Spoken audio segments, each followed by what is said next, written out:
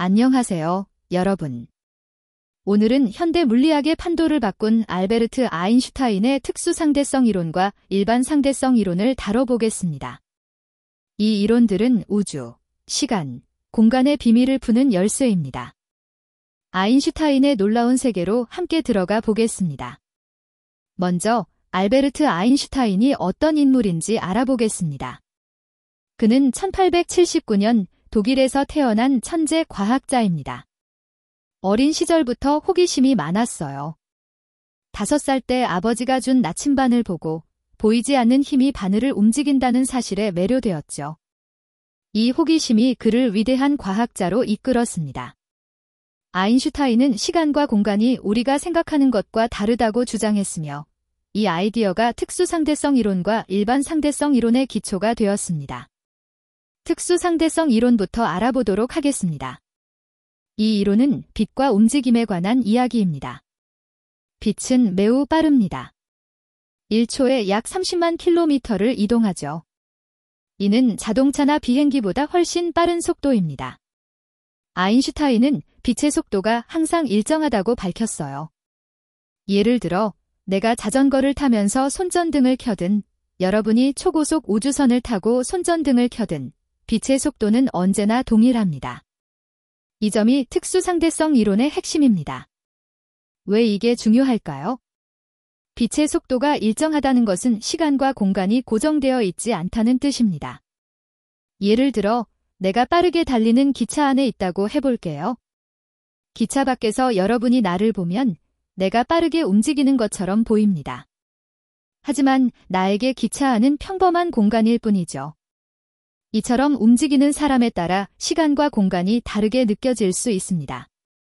이제 시간과 공간의 신비를 더 살펴보겠습니다. 특수상대성 이론에 따르면 시간은 항상 똑같이 흐르지 않습니다. 예를 들어 여러분이 초고속 우주선을 타고 우주를 여행한다고 가정해 봅시다. 지구에 있는 나보다 여러분의 시간이 천천히 흐를 것입니다. 만약 여러분이 1년 동안 우주를 여행하고 돌아온다면 지구에서는 10년이 지나 있을 수도 있어요. 이 현상을 시간 지연이라고 합니다. 또한 빠르게 움직이는 물체는 길이가 짧아져 보입니다. 1m 길이의 자가 우주선에서 빠르게 움직이면 밖에서 보면 50cm처럼 짧게 보일 수 있습니다. 이를 길이 수축이라고 부릅니다. 처음에는 이상하게 들릴 수 있지만 과학자들이 실험으로 이 사실을 증명했어요. 이 원리 덕분에 GPS 같은 기술이 가능해졌습니다. GPS는 위성의 시간 차이를 계산해 정확한 위치를 알려줍니다. 특수상대성 이론에서 나온 또 하나의 중요한 발견은 E는 mc² 공식입니다. 이 공식은 에너지와 질량이 서로 연결되어 있음을 보여줍니다. 여기서 E는 에너지, m은 질량, c는 빛의 속도를 의미합니다. 쉽게 말하면 아주 작은 물건도 엄청난 에너지를 품고 있다는 뜻이에요. 예를 들어 연필 하나를 완전히 에너지로 바꾸면 도시 전체를 밝힐 전기를 만들 수 있을 정도입니다. 이 공식은 원자력 발전이나 태양의 에너지 작동 원리를 이해하는 데 중요한 역할을 했습니다. 아인슈타인은 이 공식으로 과학의 역사를 새로 썼습니다. 이제 일반 상대성 이론을 알아보겠습니다. 이 이론은 중력에 관한 이야기입니다. 우리는 중력 때문에 땅에 붙어 있습니다. 공을 던지면 다시 떨어지는 것도 중력 때문이죠. 아인슈타인은 중력을 새롭게 해석했어요. 그는 중력이 공간과 시간을 휘게 만드는 현상이라고 설명했습니다. 길을 쉽게 비유해 볼게요. 커다란 그물망을 상상해 보세요. 그 위에 무거운 공을 올리면 그물망이 푹 꺼집니다. 이제 작은 구슬을 굴리면 그 구슬은 꺼진 곳으로 굴러갑니다. 이게 바로 중력이 작동하는 방식입니다. 태양은 무거워서 주변 공간을 휘게 만들고 지구는 그 휘어진 공간을 따라 궤도를 돕니다. 이 아이디어는 정말 혁신적이었습니다. 아인슈타인의 일반 상대성 이론이 맞는지 확인하기 위해 과학자들은 실험을 진행했어요. 1919년에 매우 중요한 실험이 있었습니다. 일식 동안 태양 근처의 별빛이 휘어지는지 관측했죠.